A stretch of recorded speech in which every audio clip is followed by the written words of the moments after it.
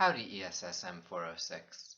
In the previous lecture, I explained that we were going to be using this model that comes from economics that views the justifications for public policy as coming from imperfections in the market. It's important that you begin by understanding what we mean by a market. I think there's a lot of confusion about this.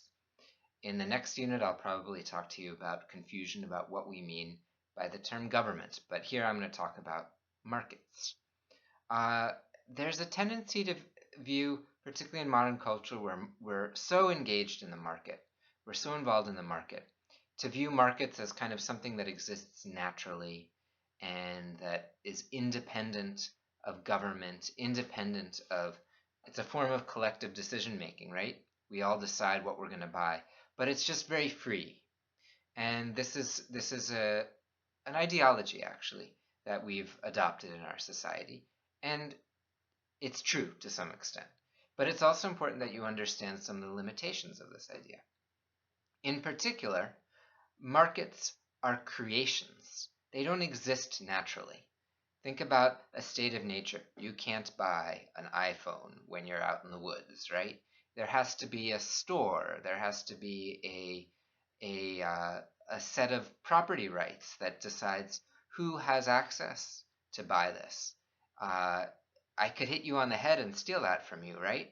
But I don't. People in our society, there isn't that much crime where people steal things. So all of this is the result of a government, of a society, and markets are embedded inside of the government and the society. And we create certain terms. We allocate certain kinds of property rights to goods. Now, what do I mean by property rights? Again, we have a tendency to view property rights as something that's natural. If your parents own a home, I used to own a home, I don't own one right now. I had a piece of paper, right? That was my title. That gave me the right to own that property. Well, what is a title to a piece of land? It's like a license. Well, what can I do with it? Actually, what I can do with it is I can take it to the courts and enforce my rights against another person who, say, is trespassing on my land or building something next door to my land that's harming me. So, actually, that means property rights require courts, right? And if we think deeply about property rights, we see that property rights are often created by long-term governmental processes. And just to give you a quick example that I think will be familiar to most of you, think about land in Texas, right? We're a strong property rights state. Well, what does it mean that I own land? Did I make the land? Well, no, I bought the land from someone, right? And where did they get the land from?